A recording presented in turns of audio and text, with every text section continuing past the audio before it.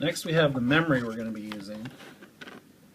These are the TridentX by Gskill. Now, I've used Corsair, I've used Kingston, I've used Gskill, and one thing seems to be pretty clear out of all of them is that they all work. They do exactly what the sticker, so I can get it to focus, the sticker says they will do. And it's basically, there's our speed, 2400 DDR3, and here's our timings, 10, 12, 12, 31. It pretty much just, you plug that into the motherboard and it works. As far as modules going bad, I've really only had Corsair go bad, which is kind of ironic, I guess, because Corsair is the top name, one of the top name brands in memory. Gskill is, I believe, Taiwanese, and they specialize in making memory for the gaming enthusiast, according to their website. But it's pretty good stuff. It's always been rock solid. So that's why I decided to go with it here. We're not actually going to run at 2400 probably. I bought the 2400 because I wanted to get memory that performed better than what we were going to clock it at. We're probably going to go for 21 in there, somewhere around there. And what that does is it lets us get tighter timings and transfer the same amount of data that it would at 2400, but by keeping the memory at a lower speed, they're more inclined to operate successfully and longer. So that'll help us in the long run. As you can see here, it supports Core i7. Ooh, that doesn't really matter as long as you get the right speed for the motherboard, the right type DDR3, and you know how to punch in timings into the BIOS. You're pretty much good to go.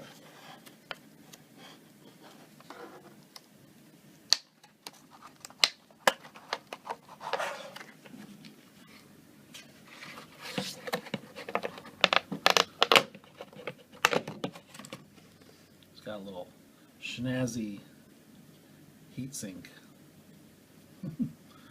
Ooh, it's kind of sharp too. Have to be careful putting it in. You're like, ah.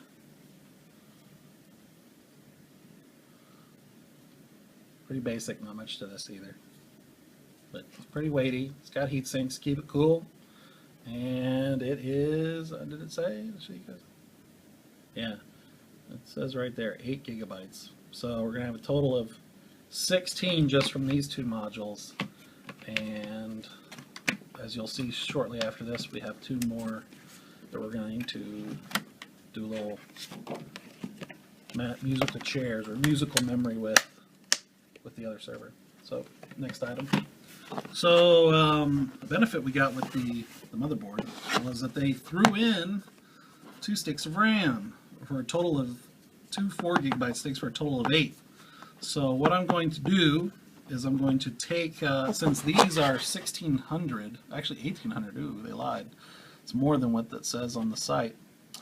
These aren't 2100, so they're not going to match the other sticks that we have, but I have 2100 Gskills in the other server. So what I'm going to do, since the other server is actually running at 1600 memory speed, I'm going to take these, put them in the old server, bring out the nice Gskill 2100s, put them in here. The old server still has 1600 speed, and the new server will have 2 more sticks of RAM, and that will increase our total memory. So let's, I don't know if we want to open this, but we'll move on to the next item. The motherboard, which is a lot bigger than my chute. I'll be right back.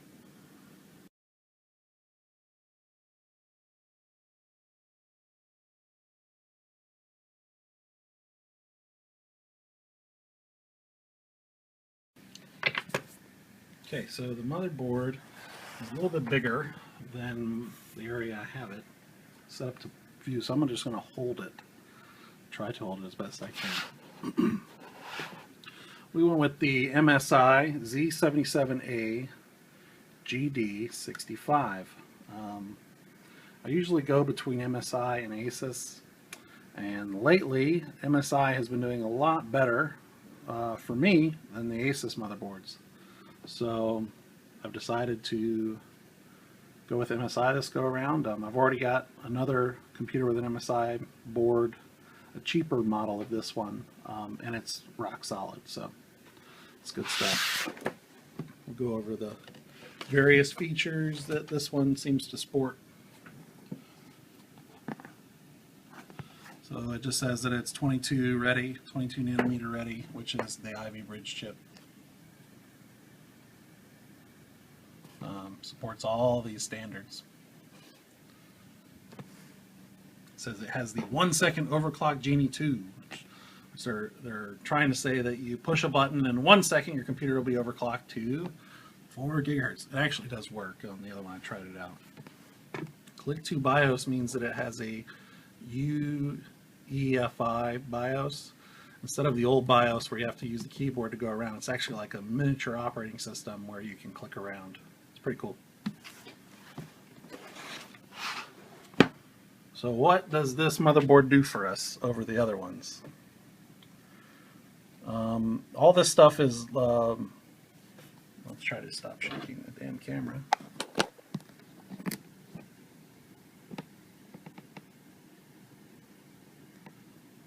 It has better capacitors, solid capacitors there on the bottom right, super ferrite chokes for the power delivery, high C caps, which are just a better version of the solid caps for the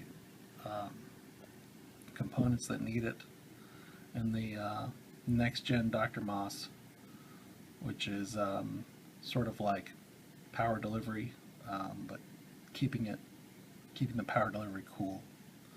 And what that does is improves the board longevity, which gives us longer stability times. As you can see right here, right there. So with gaming, they're saying that it's 12 years under full load. It should last with these capacitors, or in an office setting, 40 years. So since we're overclocking things, we're probably bringing it down to 3 years or so, but I mean, that's what they're sporting. It's got Generation 3 PCI Express, but since we're not using graphics cards, that doesn't really matter. There's that instant overclock again. Supercharger means that it has a higher amperage USB ports than usual, meaning that if your phone or tablet support higher amperage USB ports, they charge faster.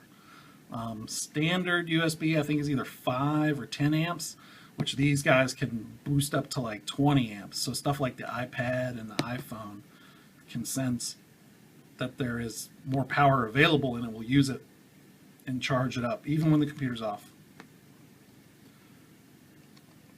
This is their little feature that you can surf the internet and chat and stuff just off of booting off the BIOS, like without having an operating system. We're not going to really make use of THX because it's a server, but you know, if we were to use the sound card, it would have a THX sound card. All right, so let's open it up.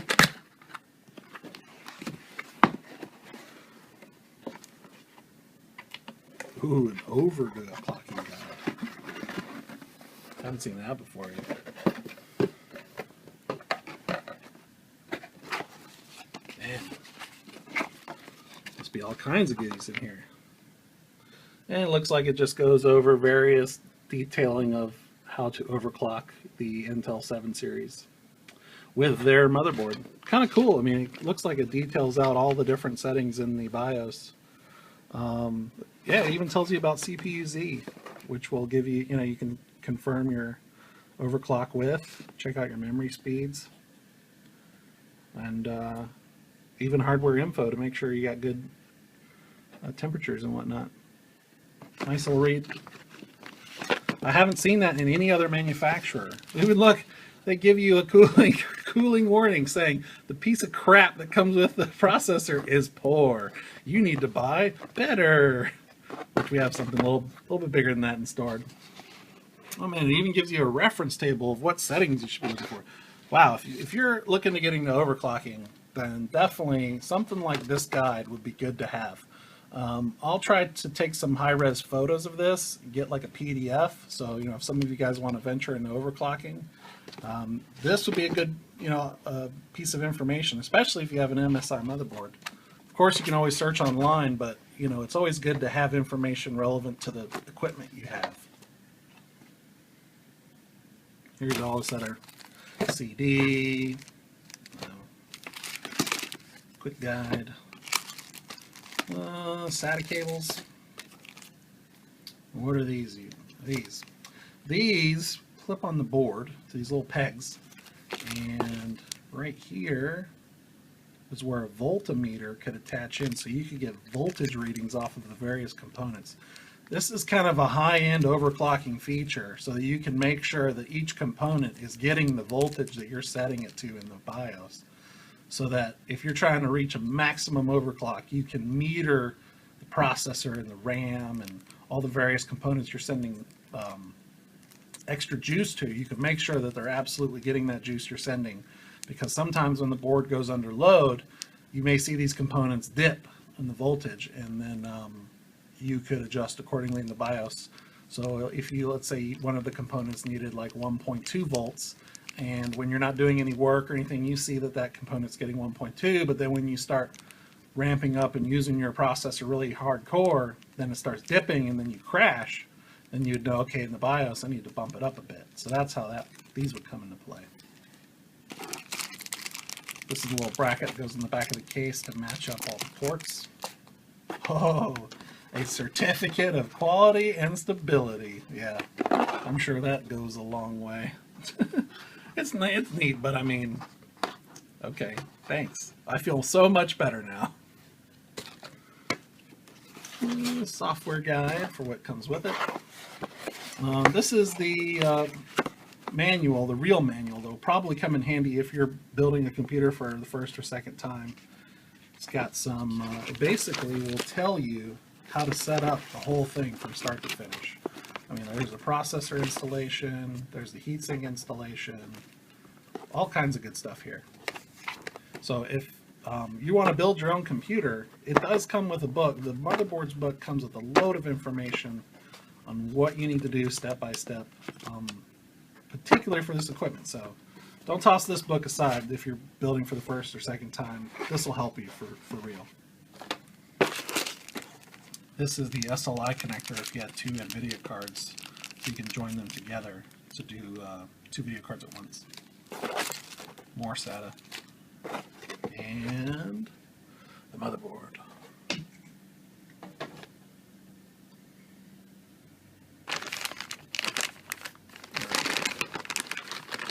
I'm going to pause it here for a second and take it out of this bag, and then we can look at the actual board.